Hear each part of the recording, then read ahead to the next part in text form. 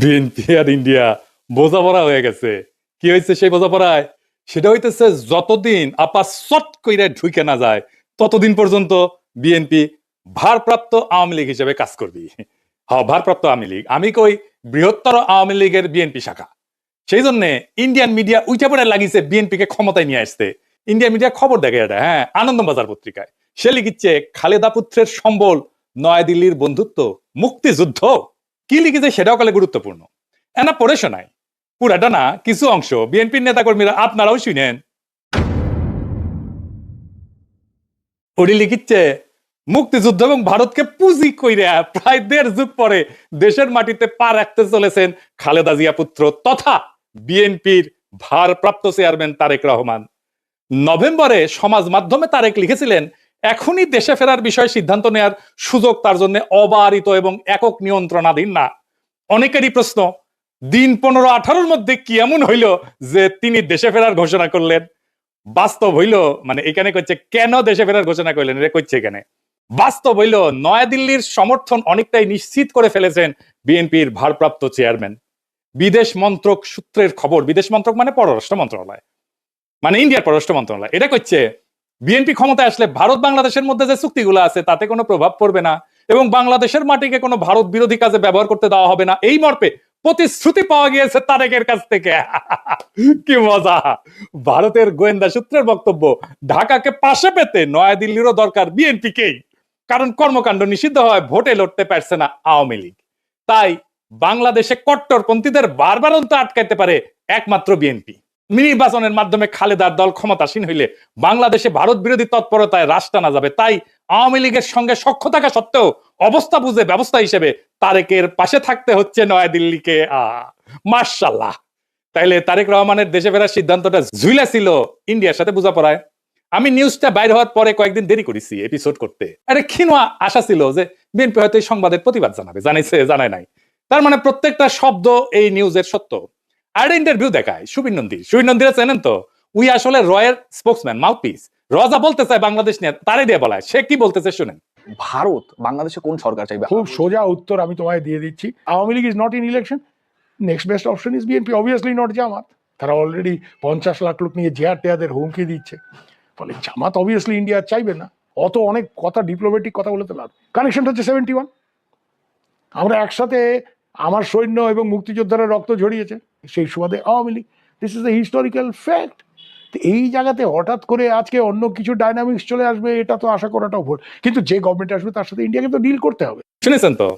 এইবার আরেকটা দেখেন। তারপরে বিএনপি ভারতের পক্ষে এখন যে মুহূর্তে যতগুলো রাজনৈতিক প্রতিষ্ঠান আছে তার মধ্যে বিএনপি সব থেকে বেশি প্রো ইন্ডিয়া স্ট্যান্ড নিতে শুরু করেছে এবং বাণিজ্যের জন্য সহায়তা করবে বলছে। এখন এই অবস্থায় বিএনপির সাথে জামাতদের ঝগড়া হয়ে গেছে এবং জামাতকে তারা অত আসন দিতে চাইছে না। ভারত জামাতকে এই মুহূর্তে চায় না যে জামাত ক্ষমতায় আসুক, বরং বিএনপি ক্ষমতায় এলে ভারতের নিয়ন্ত্রণ করতে সুবিধা হয়। দেখেছেন, কইতেছে বিএনপি সবচেয়ে প্রো ইন্ডিয়া স্ট্যান্ড নিতে শুরু করছে। ইন্ডিয়ান রে কয় কি খুশি। এইটা তো গেল ইন্ডিয়ান মিডিয়ার কথা। দেশে আবার ইন্ডিয়ার দুটা মিডিয়া আছে না, পন্দের আলো আর দিল্লি স্টার, এদের ডাকিছে বিএনপি তারেক রহমানের স্বদেশ প্রত্যাবর্তনের বিষয়ে আলোচনা সবাই।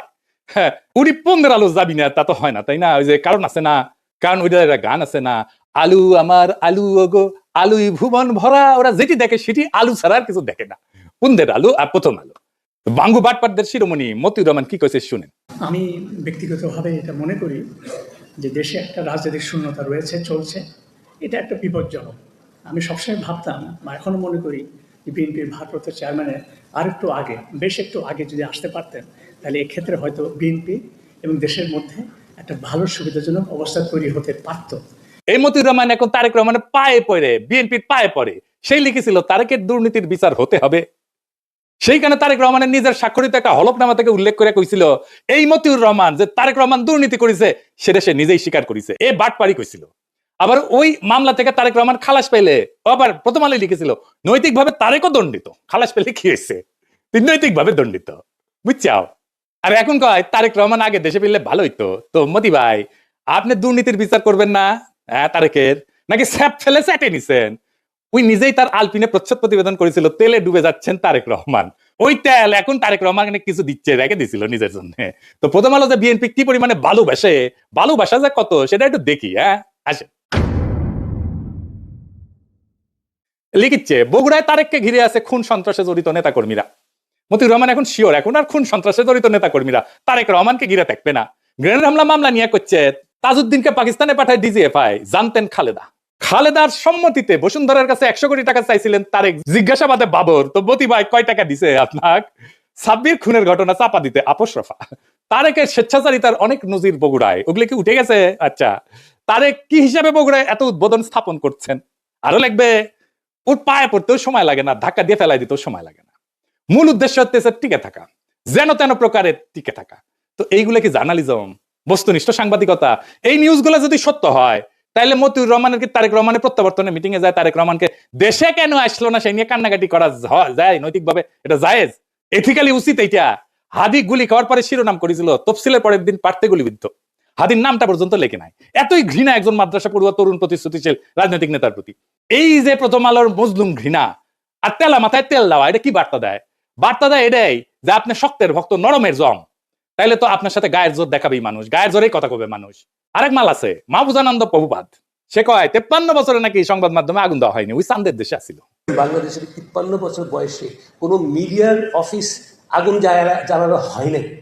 হ্যাঁ, 2013 সালের 12 ফেব্রুয়ারি দৈনিক নয়া দিগন্তের আরামবাগের কার্যালয় হামলা করে আগুন ধরায় দেওয়া হয়েছিল। তুই তো দমে দমে মিশা কথা কয়। ওই আগুনে পোড়ার পরে পত্রিকা বাইর করেছে, লিখিছে আনবাউড, মানে এটা মাথা নত করে না। বাহ, প্রচুর সাহস। আসেন তার একটা ক্লিপ দেখি বেনজিরকে নিয়ে। বেনজিরের ভয়ে নাকি ওই কাঁপিচ্ছিল, শুনেন। আমরা কিন্তু এই যে আইজিপি বেনজিরের যে তার যে কুকর্ম আমরা কিন্তু মিডিয়াতে জানতাম, কিন্তু রিপোর্ট করতে সাহস পাইনি। আপনি হয়তো কিছু করতেন না, সরকার হয়তো কিছু করতো না, বাট ওই ধরনের একটা পাওয়ারফুল আইজিপি সে তো একটা সাংবাদিকটা কি না করতে পারত। শুনিছেন কত বড় সাহস? মাইনে নিলাম যে ওই ভিতু, তো তাইলে কি ওই পত্রিকার স্লোগানে journalism without fear or favour লেখার নৈতিক অধিকার আছে? মানে মাহফুজা নাম, আপনার লজ্জা নাই? আপনি তরুণদের কি শিখাইতেছেন? আপনার লজ্জা লাগে না এত ভণ্ডামি করতে? ভণ্ডামির তো মাত্রা আছে। আবার ক্রিটিক্যাল জার্নালিজম করার কথা কয়। ক্রিটিক্যাল জার্নালিজম বুঝে ডিজিএফ এর সাথে আন্ডারস্ট্যান্ডিং করে জার্নালিজম করেছে। এই যে তাসনিম কলিলি কয়ে দিছে, ডিজিএফ এর দেওয়া নিউজ ভেরিফাই না করে ছাপাইছে, আবার পরে স্বীকারও করেছে এটা তো ভুল ছিল।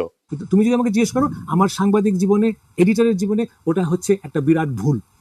আমি ভুল করেছি। ওই সময় ডিজিএফআই দেওয়া নিউজ আমার ছাপানো উচিত হয়নি। ইট ওয়াজ এ ব্যাড এডিটোরিয়াল জাজমেন্ট। আমি ভুল করেছি। শুনেছেন, আমি কইছিলাম এই ডেইলি স্টারের জার্নালিজম নিয়ে 100 ঘন্টার এপিসোড করা যায়। গতকাল আমি একটা পুরানা ভিডিও দিছি, দেখেছেন না সবাই? অনেকদিন তো হইলো। জবাব দিছে ডেইলি স্টার, আমার উত্থাপিত প্রশ্নের জবাব দিছে নাকি? এরা জবাব দিয়ে তার উর্দে মিডিয়া, এরা সার্বভৌম একটা অথরিটি হইছে, সবকিছুর উর্দে, ওরা কেউ প্রশ্ন করতে পারবে না। তো আসলে আসেন, এই যে দুইটা গণমাধ্যম, এই যে দুইটা প্রথম পন্দের আলো আর দিল্লি স্টার, এটা কি গণমাধ্যম? গণমাধ্যমের ভূমিকা বুঝতে হলে আমাদের দুইটা জিনিস বুঝতে হবে, ট্রুথ এবং ফ্যাক্টস। সত্য কি এবং ঘটনা কি। ফ্যাক্টস হইতেছে মানে ঘটনা হইতেছে আমরা পরিষ্কার যেটা দেখছি। হাদিস জানা যায় লাখ লাখ মানুষ হয়েছে না, 10 থেকে 15 লাখ মানুষ হয়েছে, আমরা সবাই দেখছি কয়েকদিন আগের ঘটনা। কিন্তু জানাজার ট্রুথ, সত্য তৈরি করা ট্রুথ মেকিং মেশিন কি? পন্দের আলো আর ডেইলি স্টার। আমরা চোখের সামনে দেখলাম 10 থেকে 15 লাখ লোক। দিল্লি স্টার লিখেছে শয়ে।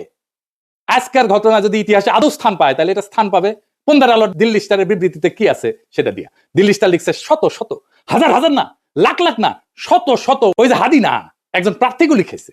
এটাই থাকা যাবে ইতিহাসে। আমাদের আবেগ হাদিকে নিয়ে আজকে যেটা 50 বছর পরে সেটা থাকবে না, কারণ আমরা অনেকেই থাকবো না, অনেকে জানবেই না এই ঘটনা। তখন থাকবে এই পত্রিকার ট্রুথ যেটা লিখেছে ওরা। পন্দের আলো আর দিল্লি স্টার কোনো মিডিয়া প্রতিষ্ঠান নাই। এগুলো হইতেছে জনগণের যে কর্মকাণ্ড, আমাদের যে পাবলিক রেকর্ড, এগুলোর কাস্টোডিয়ান। আমাদের দৈনিক, আমাদের যে বাস্তবতার উপাখ্যান, এইটা রচনা করে পন্দের আলো আর দিল্লি স্টার। এটার একটা শক্তিশালী প্ল্যাটফর্ম। তাদের মতো করে যেইটা পন্দের আলো আর দিল্লি স্টারের নিজের চিন্তার, নিজের জগতের বাইরে, সেটাকে সে বাদ দিয়া দেয়। হাদি নামি আসে না, প্রার্থী হইয়া যায়। শয়ে হয় মিলিয়নের বদলে। এইভাবে সত্য নির্মাণ করে এই মিডিয়াগুলা। সত্য কিন্তু কখনো নিরপেক্ষ না, সত্য সবসময় একটা মতাদর্শিক নির্মাণ। তাইলে পন্দের আলো আর দিল্লি স্টার কার পক্ষে সত্য নির্মাণ করে, কার স্বার্থ রক্ষা করে, সবাই জানে, সব সুতিয়া জানে। এই প্রশ্নের উত্তর জানে না এরকম কেউ নাই, কিন্তু বলবে না। ও বলতে হইলে তখন এই লোকদেরকেই বলতে হয়। নিকা বসার আগে ইদ্যৎকাল বলে একটা জিনিস আছে, আপনারা ভালো জানেন। তাইলে এই পন্দের আলো দিল্লি স্টারের ভাতার আওয়ামী লীগের সাথে বিচ্ছেদের পরের ইদ্যৎকাল শেষ হওয়ার আগেই বিএনপির সাথে কেন নিকা বসলো? কারণ এই দুইটা পত্রিকায় ফ্যাসিস্ট শক্তির সহযোগী ছিল। এদের বিচার হওয়া উচিত ছিল, গণ আদালতে বিচার হওয়া উচিত ছিল, কিন্তু এদের সম্পদ, এদের কন্ট্রোল, এটা গোপনে বিএনপির কাছে সম্পত্তি হস্তান্তর হবে। বিএনপি সব জায়গায় সব মিডিয়াতে নিজেদের লোক বসাইছে। কালের কণ্ঠে কে সম্পাদক, বাংলাদেশ প্রতিদিনে কে সম্পাদক, 8 টিভিতে কে শেয়ার নিছে, 71 টিভিতে মালিকানা নিছে কে, সব বিএনপি। নাম কইলাম না আজকে। তারা ভাবিছে নিরাপত্তা দিবি বিএনপি। খারান আইসেনি, আমি না ঘোড়ায় আসবো, ঘোড়ায়। আপনাদের জন্য আসার আমার টাইম নাই। এডিটর সাহেব ঘোড়ার হাসিটা দেখ।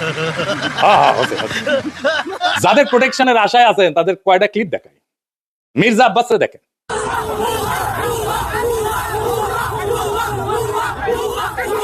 দেখেছেন ভুয়া স্লোগান তারে দেখা। এবার দেখেন হাদির জানাজায় সালাউদ্দিন সাহেব গেছে, তারে কি বলে পাবলিকে।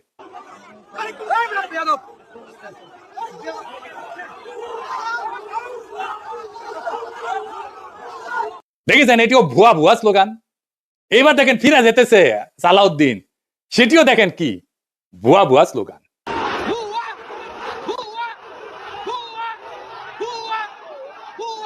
মির্জা ফখরুল চালাক মানুষ, জানাজার আগে কইছে আমি অসুস্থ, আমি যাবো না। সত্যি অসুস্থ কিনা আল্লাহ জানেন। বিএনপি শীর্ষ নেতাদের প্রতি জনগণের অনাস্থা আর অশ্রদ্ধা কোন জায়গায় গেছে দেখেন। এরা ইলেকশনে জিতবে কি মনে হয় আপনাদের? এই অন্তর্বর্তীকালীন সরকার গণমাধ্যমগুলোর ফ্যাসিস্ট ভূমিকা এবং তাদের নেতৃত্ব প্রদানকারী চরিত্রগুলোকে বিচারের আওতায় আনতে ব্যর্থ হয়েছে। শুধু ব্যর্থ হয় নাই, তাদেরকে আশ্রয় দিছে, প্রোটেকশন দিছে, তাদেরকে এম্পাওয়ার করছে। প্রফেসর ইউনূস ডেকে এদের সাথে বসে কথা বলে, সাক্ষাৎকার দেয়। এই কারণেই জনতা শাস্তি দেওয়ার কাজটা নিজেদের হাতে তুলে নিতে বাধ্য হয়েছে। হাদির জানাজা প্রমাণ করছে জুলাইয়ের আগুন নেভে নাই, বিপ্লবী ছাত্র জনতা ঘরে ফিরে যায় নাই। জুলাই বিপ্লবকে এই জন্য হয়েছিল যে এক ফ্যাসিস্ট শাসকের জায়গায় আরেকটা ভারপ্রাপ্ত ফ্যাসিজম বসবে, আওয়ামী লীগের জায়গায় ভারপ্রাপ্ত আওয়ামী লীগ হয়ে বসবে বিএনপি, যার গ্যারান্টার হবে নয়াদিল্লি। সেই জন্য তো হয় নাই। কিন্তু বিএনপি কি করলো? তারা বিপ্লবের আগুনকে নেগোসিয়েশনের কয়লায় ফেলে দিল, ক্ষমতার কয়লায় ফেলে দিল। তারা ছাত্র জনতার রক্তকে জিও পলিটিক্যাল কারেন্সি বানালো। এইটাতে বিএনপি শেষ হয়ে যাবে। এই দেশের মানুষ একটা জিনিস সহ্য করতে পারে না, সেটা হইতেছে বেইমানি। বিএনপি জনতার সাথে, শহীদের রক্তের সাথে বেইমানি করছে, বিপ্লবের সাথে বেইমানি করছে। আওয়ামী লীগ ক্ষমতায় ছিল ইন্ডিয়ার জোরে, এখন বিএনপি ক্ষমতায় আসতে চায় ইন্ডিয়ার সাথে বোঝাপড়ায়। দুইটারই একই রোগ, শুধু উপসর্গ বদলাইছে। আর মানুষ সেটা বুঝে গেছে। হাদির জানাজায় প্রমাণ করছে জুলাইয়ের আগুন নেবে নাই, ছাত্র জনতা ঘরে ফিরে যায় নাই। ওরা কাউকে ম্যান্ডেট দেয় নাই, না ভারতকে, না বিএনপিকে, না মিডিয়ার সত্য বানানোর মেশিনকে। এই কারণেই কইতেছি বিএনপির পরাজয় আসবে ভোটের দিন না, পরাজয় শুরু হয়ে গেছে নৈতিক জায়গা থেকে। যেই দল বিপ্লবের সঙ্গে বিশ্বাসঘাতকতা করে সেই দল ক্ষমতায় যাবে না, গেলেও টিকে থাকতে পারবে না। ক্ষমতায় যাক বা না যাক, ইতিহাস তাকে ক্ষমা করবে না। জুলাই কোনো ইন্টারভেল না, জুলাই কোনো সিনেমা না, জুলাই কোনো পিকনিক না, জুলাই কোনো দর কষাকষির বিরতি না। জুলাই ছিল এবং থাকবে ভারতের সাথে বোঝাপড়া আর দেশি ফ্যাসিজম, দুইটার বিরুদ্ধে জুলাই জিন্দা থাকবে। এই সত্য যতদিন থাকবে ততদিন বিএনপির এই বোঝাপড়ায় তাদের সবচেয়ে বড় রাজনৈতিক আত্মঘাতী সিদ্ধান্ত হয়ে থাকবে। পরাজয় শুরু হয়েছে, ওই বিশ্বাসঘাতকতার দিন থেকে পরাজয় শুরু হয়েছে। জুলাই শেষ হয় নাই। জুলাই বিশ্বাসঘাতক কাউকে ক্ষমা করবে না। ইনকিলাব জিন্দাবাদ।